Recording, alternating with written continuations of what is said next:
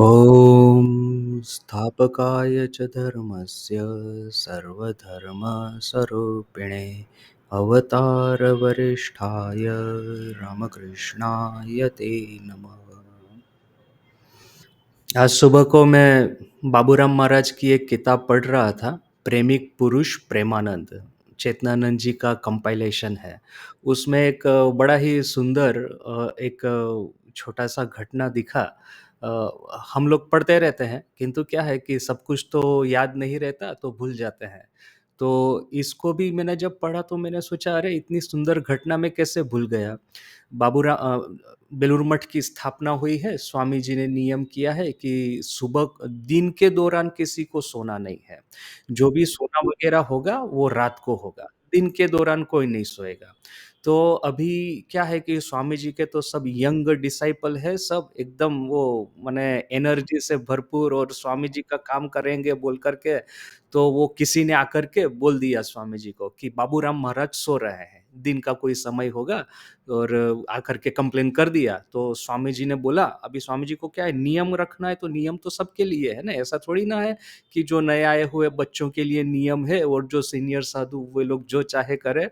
स्वामी जी ने कहा उसके पैर खींच करके वो चारपाई से उसको उठा करके उसको उसको नीचे गिरा दो।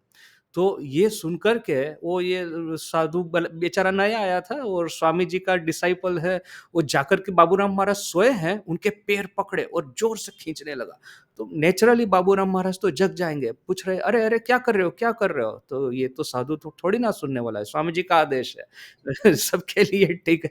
माने वो खींच करके बाबूराम महाराज को सही में चारपाई से गिरा दिया। और फिर वहाँ से कुछ भी बोले बिना दौड़ करके भाग गया, क्योंकि वो भी पता है कि बाबूराम महाराज डाँटेंगे तो क्या होगा? तो दौड़ के भाग गया। तो अभी ये घटना तो हो गई, बाबूराम महाराज तो कुछ बोले नहीं, पता है कि स्वामी जी का नियम है, खुद की ही गलती है, क्या करेंगे? किसी को तो दोष नहीं देना है। मीनव्हाइल स्वामी जी के मन में पता नहीं क्या हुआ, वो वॉकिंग कर रहे थे, उनका यदि आपने देखा होगा, उनका रूम जो है बेलूर मठ में फर्स्ट फ्लोर पे गंगा की ओर जो वरांडा है, वहाँ पे थोड़ा-सा वो पायचारी कर रहे थे। एकाएक बाबूराम महाराज किसी काम की वजह से वहाँ पे चले गए। तो जैसे ही स्वामी जी के मन में पता नहीं फिर ये कहने के बाद में, आदेश देने के बाद में उनके मन में क्या हुआ होगा, जैसे ही बाबूराम महाराज को सामने देखा, एकदम उनके पैरों में गिर गए, 2 पैर पकड़ लिए और ज़ोर-ज़ोर से रोना शुरू कर दिया। "अरे बाबूराम, तुमको तो ठाकुर ने इतना प्रेम से रखा है, ठाकुर तुमको इतना स्नेह करते थे और तुम्हारी इतनी तपस्या है, ठाकुर के ऊपर तुम्हारी इतनी श्रद्धा भक्ति है। इसके बावजूद मैंने तुम्हारे प्रति इस तरह का एक जघन्य काम किया, तुमको ऐसे चारपाई से गिरा दिया पैर खींच करके, ये मेरी कितनी बड़ी गलती हो गई, मुझे क्षमा कर दो।" ऐसा बोल के स्वामी जी रोते ही जा रहे, रोते ही जा रहे। बाबूराम महाराज भी बेचारे सोच रहे कि अरे नरेन को कैसे ठंडा करें। फिर कितना स्वामी जी को समझाया, बुझाया, अरे वो उसमें तो आपकी गलती नहीं है, नियम तो सभी को मानना है। ये मोनेस्ट्री में यदि नहीं होगा, तो फिर हम लोगों का क्या होगा? हम लोग आज बहुत बार सोचते हैं कि जस्ट सिर्फ़ हमने गेरुआ पहन लिया, जस्ट सिर्फ़ कि हम लोग कोई एक व्रत लेकर के संन्यास व्रत वग़ैरह लेकर के यहाँ पे बैठे हैं, बोल कर के ही हम लोगों का काम हो जाएगा। वो बात सही है। यदि मैं इतना सिर्फ़ सोचूँ कि मेरे मन में सिर्फ़ निष्ठा रहनी चाहिए और ठाकुर के प्रति मेरी श्रद्धा भक्ति वो अटल रहनी चाहिए और मुझे जो काम देना है, वो काम में सीरियसली करना है। किंतु हमेशा देखिए कि साथ-साथ में समाज भी एक ऐसी चीज़ है, समाज में सब लोग हमको देखते हैं और वो देख कर के अपना जजमेंट बनाते हैं और यदि वे लोग ऐसा भीतर में चाहे हमारा कुछ भी हो, वो लोग बाहर का देखते हैं ना, भीतर का कौन देखने को गया है? वो तो बाहर से देख कर के ऐसा वो देख कर के वो डिसाइड करते हैं कि इन लोगों के प्रति क्या है और समाज के भीतर में रहना है, बोल कर के उनका एक हमारे प्रति क्या अभिप्राय है, हमारे प्रति क्या ओपिनियन है, उसको भी हमको ठीक से ग्रहण उसको हमारे सब माइंड में रखना है, एक चीज़। दूसरा कि देखिए कि ये आश्रम का डिसिप्लिन है, यदि कोई एक व्यक्ति आश्रम का डिसिप्लिन फ़ॉलो ना करे, भले ही उसका हृदय कितना ही साफ़ हो, किंतु ये जो बाह्य डिसिप्लिन जो है, उसका इस तरह का एक प्रभाव है कि जब सभी लोग डिसिप्लिन फ़ॉलो करते हैं, तो आश्रम में एक बड़ा ही सुख, शांति, चैन का वातावरण रहता है और यदि कोई-कोई लोग डिसिप्लिन का भंग करना शुरू कर दे, अगेन हृदय कितना ही उनका स्वच्छ, निर्मल क्यों ना हो, बाहर का डिसिप्लिन होना शुरू होता है तो उसका एक रिपल इफ़ेक्ट सब जगह पे फैलता है। तो यहाँ पे स्वामी जी रो रहे हैं, बाबूराम महाराज उनको शांत रख रहे हैं। माने देखिए कि ये रामकृष्ण संघ का कितना सुंदर एक फाउंडेशन है। ऑन वन हैंड नियम, कानून, डिसिप्लिन सब कुछ है। हमको समाज के भीतर में रहना है, सोसाइटी में काम करना है, आश्रम चलाते हैं तो ये नए आए हुए साधु ब्रह्मचारीगण जैसे ही वो एक नया आया हुआ साधु जैसे ही बाबूराम महाराज को सोते हुए देखा तो उसने ये नहीं सोचा कि ठाकुर के मानस पुत्र है, ठाकुर के ईश्वर कोटि स्वयं ठाकुर के त्यागी संतान है, ईश्वर कोटि है, स्वामी जी के प्रिय गुरु भ्राता है, ऐसा नहीं। उसने जाकर के सीधा स्वामी जी को कंप्लेन कर दिया। तो अभी वो भी तो देखता है कि मेरे लिए जो नियम है वो उनके लिए भी है। स्वामी जी ने एस्टैब्लिश किया। नियम सबके लिए है बोल कर के सभी लोग नियम को पालन करते हैं। यहाँ पे वैसे स्वामी जी ने कहा है कि रामकृष्ण संघ में डिक्टेटरशिप है, किंतु सही में देखा जाए तो कोई मुझे आज ऐसा कंपेल नहीं कर सकता। डिक्टेटरशिप में जैसा ऑर्डर होता है, कंपेल होता है कि तुमको ये करना ही पड़ेगा, नहीं करोगे तो फिर तुम्हारे साथ में जो हम करेंगे, तुम सोचते रह जाओगे। माने वो बहुत कुछ वो लोग जिसको कहे कॉर्पोरल एक्शन ले सकते हैं, पुलिस एक्शन ले सकते हैं। रामकृष्ण संघ में तो ऐसा नहीं है। जनरल सेक्रेटरी महाराज, हमारे आश्रम के अध्यक्ष महाराज, वो मुझे बोलेंगे कि तुमको ऐसा करना है। यदि मैं उनकी बात सुन कर के मेरी इच्छा से वो नहीं करूँगा तो मुझे रोकने वाला कौन है? तो ऑन वन हैंड ठीक है कि डिक्टेटरशिप है, किंतु डिक्टेटरशिप तो हम ही एक्सेप्ट करते हैं। हम यदि इसको एक्सेप्ट नहीं करें तो डिक्टेटरशिप नहीं चलेगा। बाहर की तरह नहीं है कि मैं नहीं करूँगा तो फिर वो और कोई एक्शन लेंगे, पनिशमेंट करेंगे, ऐसा तो यहाँ पे नहीं है। पनिशमेंट में भी क्या है, ज़्यादा से ज़्यादा बोलेंगे कि चलो कुछ दिन के लिए तुम कहीं तपस्या करके आओ। वो तो मेरी इच्छा से मैं जाऊँगा, नहीं इच्छा होगा तो नहीं भी जाऊँगा। मैं संघ छोड़ के चला जाऊँगा, अब क्या कर लेंगे? मुझे तो कोई रोकने वाला नहीं है। तो ये भीतर से हम लोग इस ऑर्डर, ये डिसिप्लिन, ये डिक्टेटरशिप को एक्सेप्ट करते हैं। क्यों? क्योंकि बिल्कुल प्रथम से हम लोग देखते आ रहे हैं कि स्वामी जी ने संघ में सभी के लिए एक ही तरह के नियम रखे हैं। यदि वो आज का आया हुआ ब्रह्मचारी हो, न कि वो सर्वोच्च आसन पे स्थित सर्वोच्च सीनियर साधु हो, नियम सबके लिए एक है। तो वो देख कर के वो भीतर से इसके प्रति एक रिस्पेक्ट आता है। तो मैंने आज सुबह-सुबह पढ़ा, मुझे बड़ा अच्छा लगा। मैंने कहा मैं उसको शेयर करता हूँ। तो आज फिर से माँ की कहानी, माँ की जीवनी गंभीरानंद जी महाराज द्वारा लिखित। एक जो पैराग्राफ है, इसके बारे में हम लोग डिस्कस कर रहे थे। चैप्टर का नाम है आविर्भाव। सर्वप्रथम हमने अवतरणिका देखा अर्थात कि प्रीफेस, उसके बाद में था शक्तिपीठ, प्रथम चैप्टर, फिर ये दूसरा चैप्टर है आविर्भाव। माँ का इस पृथ्वी पे आगमन हुआ, इसकी पश्चात भूमिका क्या है? तो शक्तिपीठ चैप्टर में जयराम बाटी ग्राम के बारे में महाराज जी ने हमको सुंदर वर्णन दिया। यहाँ पे माँ के माताजी, पिताजी, उनके पूर्वज, पुरखों के बारे में महाराज जी लिख रहे हैं।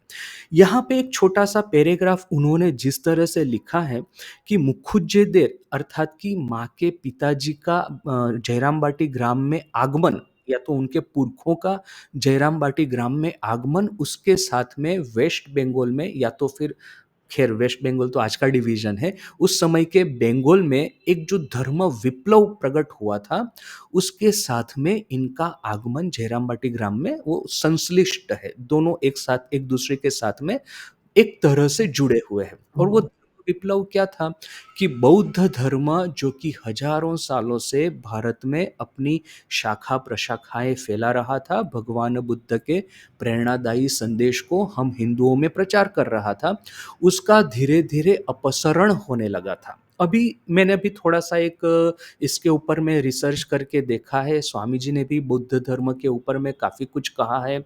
प्रश्न होता है कि बौद्ध धर्म भारत में से कैसे गया? तो हम लोगों को बहुत बार कहा जाता है कि शंकराचार्य ने जिस तरह से हिंदू धर्म का एक रिवाइवल स्टार्ट किया, हिंदू धर्म की एक पुनः जागृति रेनेसां विदेश में शब्द है रेनेसां, हमारा रिकिंडलिंग कह सकते हैं या तो रीअवेकनिंग कह सकते हैं। यदि भारत में हिंदू धर्म के पुनः जागरण को यदि इसके बारे में कहा जाए तो। तो भारत में ये जो रीअवेकनिंग स्टार्ट हुआ, इसके साथ में बुद्धिज़्म का डिक्लाइन जुड़ा हुआ है। तो ये तो एक बात है। फिर मैं थोड़ा-सा और मैंने रिसर्च किया तो जनरल बाकी सब जो हिस्टोरियन है उनका मानना है कि इस्लाम के आक्रमण की वजह से भी बुद्धिज़्म का काफ़ी कुछ क्षति उसकी ह्रास हुई है। क्योंकि उन लोगों ने बुद्धिस्ट मोनेस्ट्री थी, बुद्धिस्ट साधु थे, उनको टारगेट किया था और उनके ऊपर में अत्याचार किए थे। मठ, मोनेस्ट्रीज़ जितनी उनकी थी, उनको या तो लूटा या तो जलाया या तो फिर उसको किसी भी तरह से बंद करवाया। तो ये भी उसके साथ में एक रीज़न जड़ित है।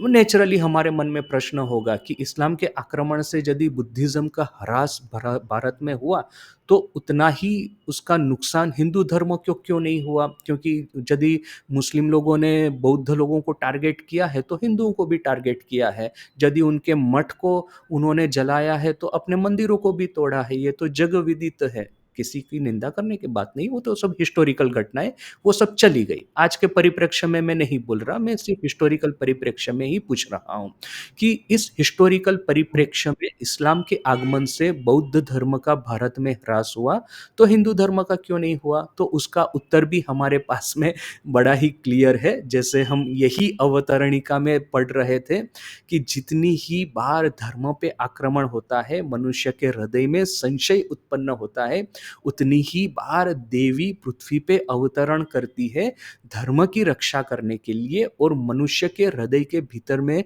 ये संदेह, संशय, निराशा, ये हताशा, ये जो सब नेगेटिव इमोशन है, उसका अपसरण करने के लिए, उसके ऊपर में विजय प्राप्त करने के लिए। ये एक बड़ा ही इम्पोर्टेंट पॉइंट है और उस समय भगवान श्री कृष्ण चैतन्य का आगमन हुआ था।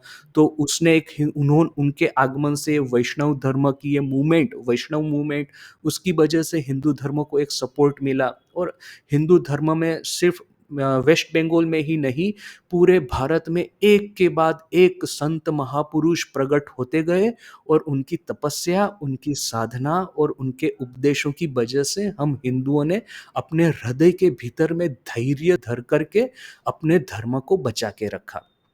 सेम चीज़ हम बुद्धिज़्म के बारे में नहीं कह सकते हैं। बौद्ध धर्म में हम देखेंगे कि चाइना या जापान या थाईलैंड, ये सब देशों में अच्छे-अच्छे बौद्ध भिक्षु या तो बौद्ध मॉन्क, उनका आविर्भाव, प्रादुर्भाव हुआ था। यदि हम जापान के बारे में सोचें, तो ख़ास करके ये ज़ैन बुद्धिज़्म के एक के बाद एक पैट्रियार्क, उनका जो आगमन हुआ और उन्होंने इतना सुंदर रूप से बौद्ध धर्म को जनसाधारण के भीतर में उसका प्रसार किया। भारत में ऐसा नहीं हुआ। ऐसा क्यों? ये एक थोड़ा देखने की बात है कि बौद्ध धर्म की जन्मभूमि भारत, उसी में ही समय के अनुसार बौद्ध संत, महात्मा और साधक, उनका उद्भव क्यों नहीं हुआ? तो मेरा जो पर्सनल थियरी ऐसा है कि संत और महात्मा अर्थात कौन? वो तो एक मुमुक्षु ही है। आज एक कोई भी एक किसान है, या तो फिर एक सैनिक है, या तो फिर एक राजा है, या तो फिर उसके कोई अधिकारी है, जैसे सायंत थे, वो राजा के वो तो मंत्री थे, फिर उन्होंने वेद के ऊपर में भाष्य लिखा, वेद का उद्धार किया मतलब आधुनिक जगत में के लिए। तो इस तरह से वो ऐसे मुमुक्षु लोगों का प्रादुर्भाव होता है। फिर मुमुक्षु सोचना शुरू करते हैं कि मुझे किस डायरेक्शन में मुझे प्रकाश दिख रहा है और जिस डायरेक्शन में प्रकाश दिखेगा उस डायरेक्शन में वो चले जाएँगे। तो ऐसा था कि मिडीवल एज जिसको कहते हैं, उस समय भारत में जितने भी ये मुमुक्षु का जन्म हुआ, उनको सबसे ज़्यादा प्रकाश हिंदू धर्म की ओर से ही दिख रहा था। इसीलिए उनका हिंदू धर्म की ओर आकर्षण बढ़ा और हिंदू धर्म का रिवाइवल हुआ। यदि उनको बौद्ध धर्म में आकर्षण दिखता, बौद्ध धर्म में प्रकाश दिखता, तो उस डायरेक्शन में चले जाते। इस्लाम धर्म में दिखता तो उस डायरेक्शन में चले जाते। क्रिश्चियनिटी तो भारत में था ही, वो saint Thomas himself I think Bharat में आए थे और उन्होंने भारत में क्रिश्चियनिटी का वो स्थापना की थी। मतलब वो तो जीसस के एपोस्टल थे, डायरेक्ट डिसाइपल थे। तो क्रिश्चियनिटी भारत में था ही। बाद में फिर इन लोगों के यूरोपियन आक्रमण के साथ में उनका बढ़ावा हुआ, किंतु उनका स्थापना तो हो चुका था। मिशनरीज़ भारत में आते-जाते रहते थे। तो वो तो कोई बड़ी बात नहीं कि इन लोगों के पास में ऑप्शन नहीं था। ऑप्शन थे, जितने भी मुमुक्षु साधक जन्म लिए। किंतु जब वो ऑप्शन वो सही-सही साधना करने का शुरुआत करते हैं, तब उनको सबसे ज़्यादा आकर्षण, सबसे ज़्यादा प्रकाश उनको हिंदू धर्म में ही दिखता था, बोल कर के उन्होंने उस मार्ग के ऊपर में चलना शुरू किया और उस मार्ग के साधु और संत के रूप में उन्होंने ख्याति प्राप्त की। तो एक मेरा जो पर्सनल थियरी है, तो यहाँ पे फिर महाराज जी लिखते हैं कि बौद्ध धर्म का अपसार हो रहा था और हिंदू धर्म का पुनः जागरण हो रहा था। उस समय मुखुज्जे वंश का, मुखर्जी ये वंश उनके पूर्वज हैं माँ के, उनका जयराम बाटी में आगमन हुआ था। और साथ में महाराज क्या लिखते हैं, बौद्ध प्राधान्य विमुक्त हिंदू समाज तखन होय अनमनीय स्वभाव बौद्ध दिग के समाजे अपांगतेय करिते छे, ना होय उदार भावापन्न बौद्ध दिग के ताहादेर देवता सह निज अंगे ग्रहण करिते छे। उस समय जो उदार मन के बौद्ध थे, उनके और उनकी प्रैक्टिसेस, उनके देवतागण थे, उनको हिंदू धर्म में ये लोग समाहित कर दे रहे थे। या तो फिर जो बौद्ध ऑर्थोडॉक्स थे, कठोर उनका आचरण था, उनको वे लोग धीरे धीरे करके समाज में से निष्कृति दे रहे थे। समाज के बाहर नहीं कहा जा सकता, समाज में से निष्कृति देने का अर्थ क्या है, ऐसा नहीं है कि उनको आउटकास्ट कर रहे हैं।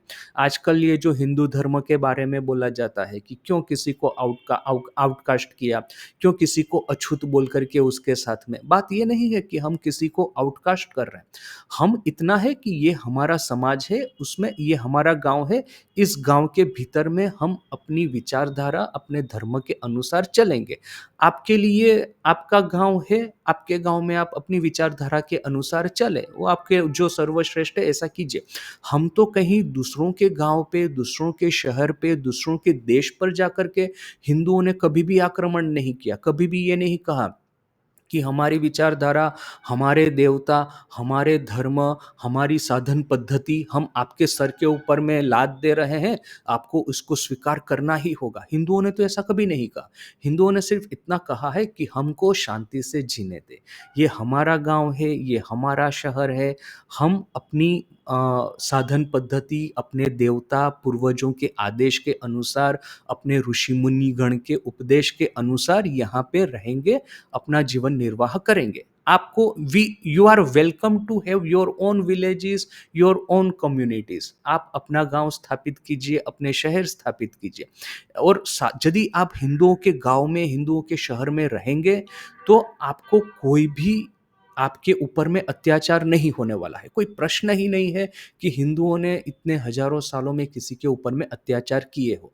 वाद विवाद हुआ है, आर्ग्यूमेंट हुई है, फिलोसॉफिकल पॉइंट को लेकर के बहुत सारे झगड़े भी हुए हैं, किंतु अत्याचार कभी नहीं हुआ। ये हिंदुओं ने कभी नहीं किया है।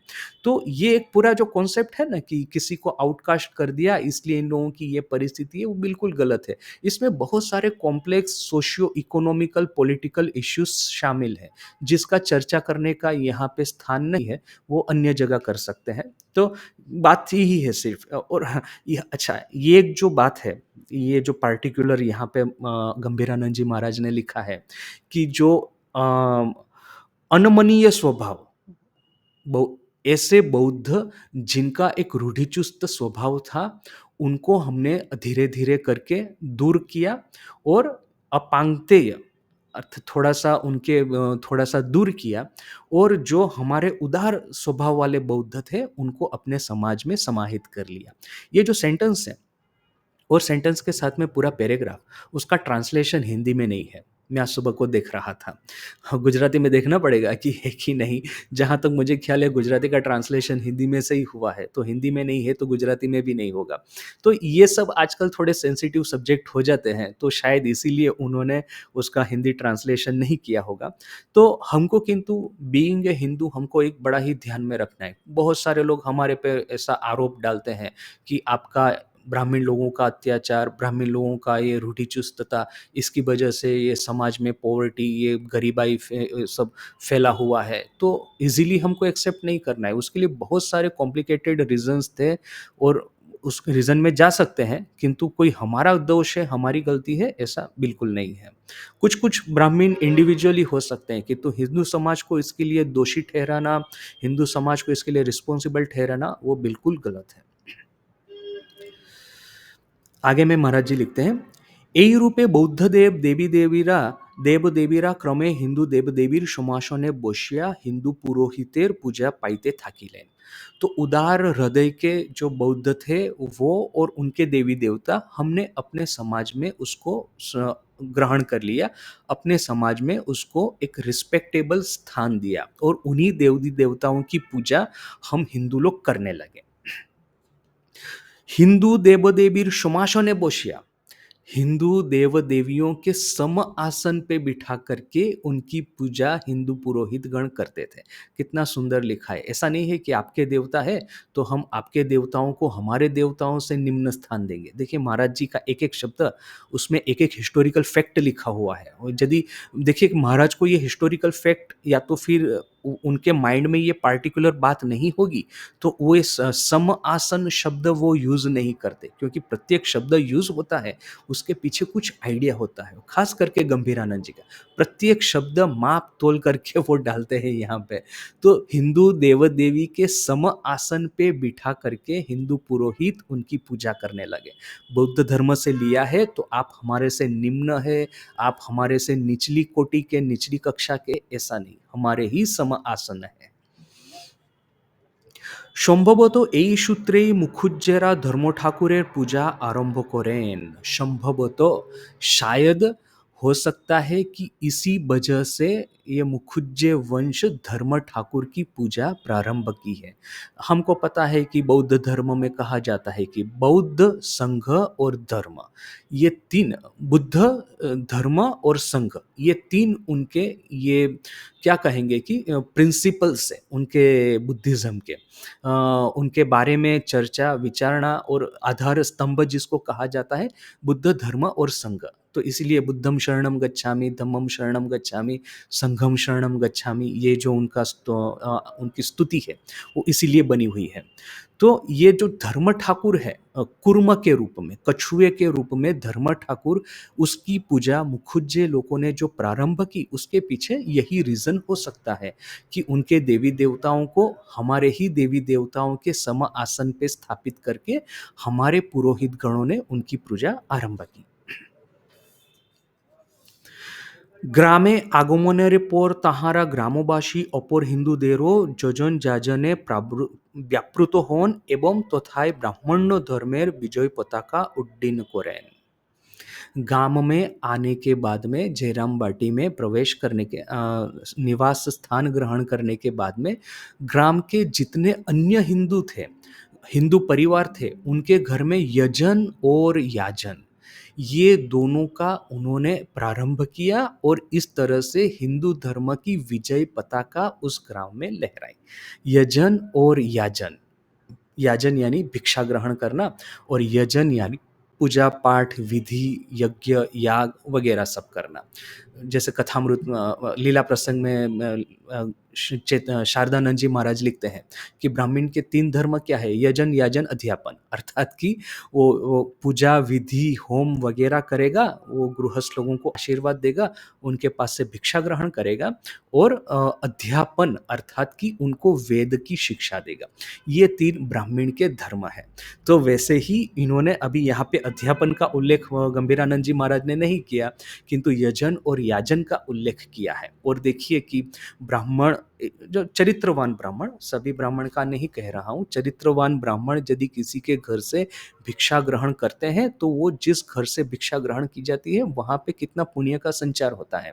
ऐसे रूढ़िचुस्त ब्राह्मण जो थे, ठाकुर के पिताजी खुदीराम, वो सभी के घर की भिक्षा ग्रहण नहीं करते थे और उनका बड़ा ही नियम था। अगेन ऐसा हो जाएगा कि यदि खुदीराम के बारे में ऐसा सोचेंगे कि क्यों किसी की भिक्षा ग्रहण नहीं करते, क्या वो नीच कोटि का है या ऐसा कुछ भी आउटकास्ट है, या ऐसा इसलिए उसकी भिक्षा ग्रहण नहीं करते कि क्या। किंतु क्या है कि देखिए कि ये तो सब दैवी सब बातें हैं। ठाकुर खुद वो एक ब्राह्मण, शशि महाराज ठाकुर का आहार वो पकाते थे और कोई नहीं, मतलब जो ब्राह्मण शरीर थे उन्हीं का आहार ठाकुर ग्रहण करते थे। आज में भी ठाकुर के जो पुजारी होते हैं बहुत हद तक वो ब्राह्मण ही हो, ऐसा एक रखा जाता है, सब समय नहीं, किंतु फिर भी ऐसा एक हो तो अच्छा है। तो क्या है कि ये सब दैवी एक प्रभाव है। जाति, धर्म, गुण ये सब जन्म-जन्मांतर से संस्कार हमारे भीतर में चले आ रहे हैं।